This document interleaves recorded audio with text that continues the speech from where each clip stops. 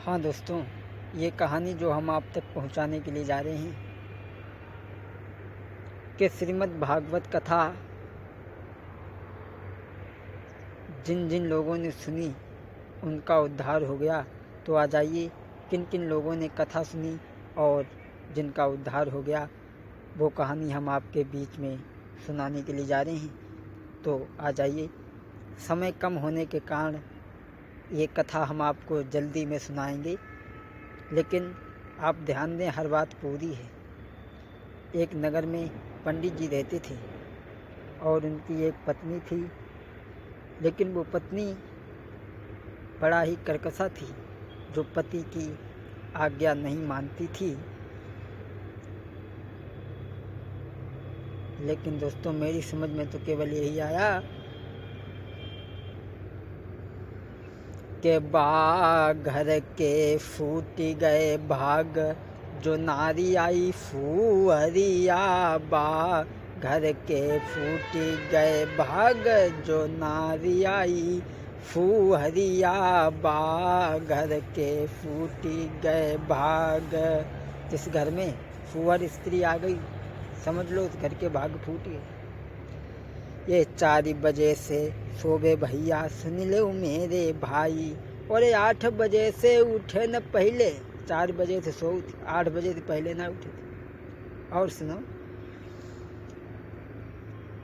एक घर घर फेरी देती बडोले, 10 की 20 सुनाबे। नारी आई फुहरिया बा, घर के फूट गए भाग, जो नारी आई फुहरिया रे बा।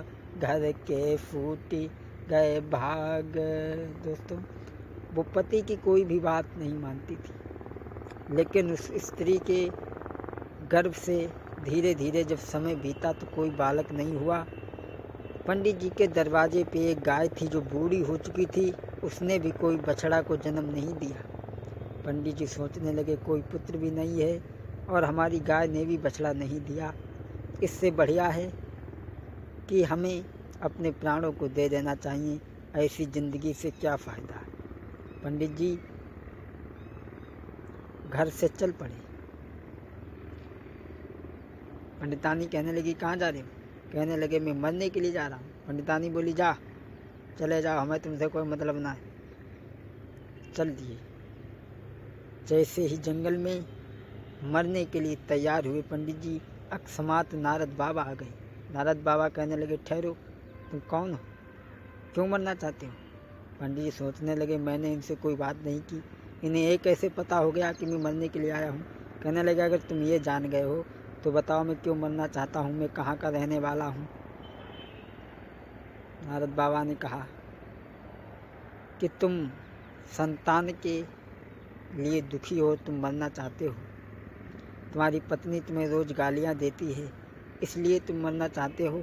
लेकिन तुम घर लौट जाओ, तुम्हारे संतान अवश्य होगी। पंडित जी कहने लगे, बाबा, अरे क्यों बेवकूफ़ बना रहे हो? नारद बाबा ने एक फल दिया, कहा, इस फल को ले जाओ, खवा देना, तुम्हारी पत्नी के संतान अवश्य हो जाएगी। पंडित जी कहने लगे, महात्मा, क्या पागल हो? अरे अगर फल से संतान पैदा होती तो फिर शाहबाद से पता नहीं कितने फल ले जाएगी, लोग खवाई देते, संतान हो जाती। नारद कहने लगे, मेरी बात को समझो और तुम लौट जाओ। अगर ना तुम्हारे संतान पैदा हो तो तुम इस ताल में ही आकर के अपने प्राणों को दे देना, मैं तुम्हें नहीं रोकूंगा। लेकिन मोर बचन चाही पड़ी जाई फीका, संत बचन पत्थर की लीका।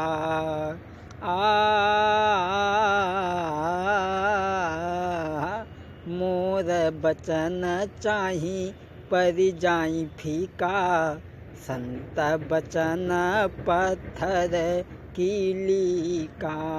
तुम घर लौट जाओ। घर लौट करके आए, वो फल पंडित जी साथ में लेकर के आए। नारद बाबा ने कहा था कि इसे अपनी पत्नी को खिला देना, तुम्हारे संतान अवश्य हो जाए।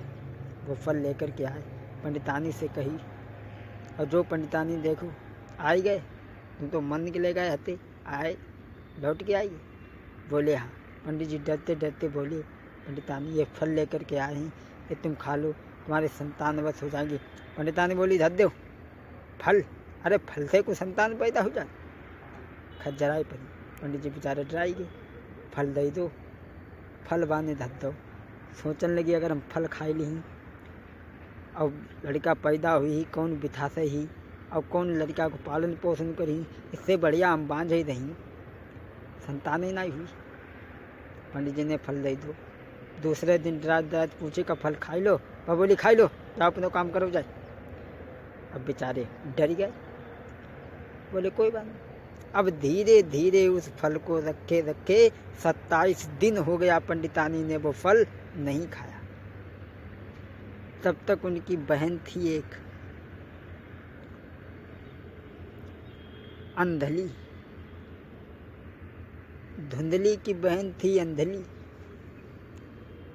बाऊ इसी हती पंडितानी किसी सुबह अपने पति से कही कि ऐसा करो हम अपनी बहन के यहाँ जाइए, पति ने किया बहन जाओ आगे चली जाओ। बनाई मानी बल्लड़ लाई के चली आई अपनी बहन के पास, और आई के मिली बहन से, बोली बहन अब तुम दिन दिन दुबरात जाती हो और क्या बात है।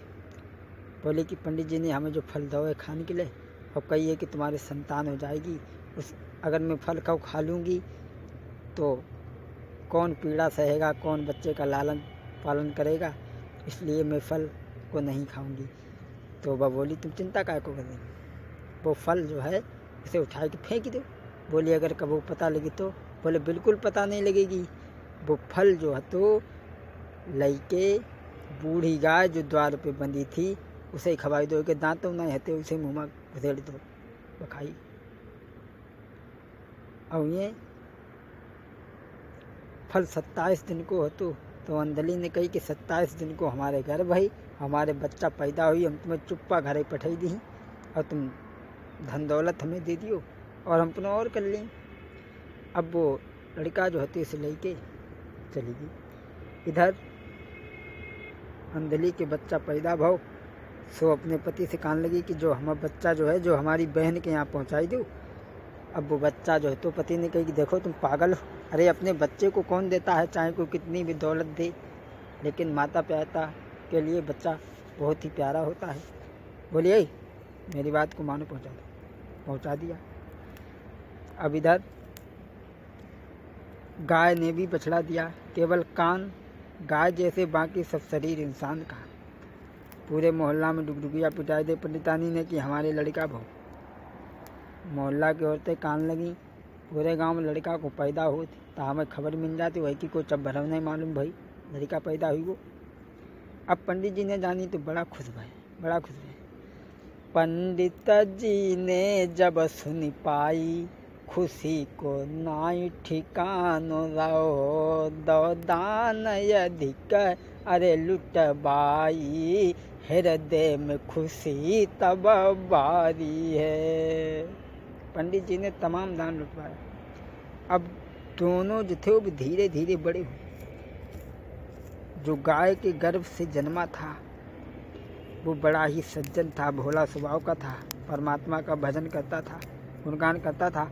लेकिन जो दूसरा था अंधली का, वो धीरे धीरे जब बड़ा हुआ तो वो जुआ शराब वेश्याओं के पास में जाने लगा, गंदे गंदे कर्म करने लगा। ये दशा देख करके पिता ने, उस ब्राह्मण ने अपने घर को ही छोड़ दिया और अपने बड़े बेटे के पास में पहुंचा। बोला बेटा क्या करें? तो उसने कहा कि पिताजी तुम जंगल को भजन करने के लिए चले जाओ। ये सब छोड़ करके ब्राह्मण तो जंगल को भजन करने के लिए चले गए। और इधर वो जो धुंधकारी था वो वेश्याओं के चक्कर में पड़ गया, सारी दौलत उन वेश्याओं को लुटा दी। जब पास में दौलत नहीं रही तो एक दिन अपनी माँ के पास में आया, माँ से दौलत मांगी। माँ ने जब दौलत नहीं दी तब अरे लाठी लेके हाथ दुष्ट माता पे परो तुराई रे। ये यहाँ से आगे की कहानी भाग 2 में आप श्रवण करेंगे, तो इंतज़ार करें वॉल्यूम नंबर 2 का। 2 बार भगवान का नाम। जय बोलो विपन बिहारी की जय बोलो, जय बोलो, मदन मुरारी की जय बोलो।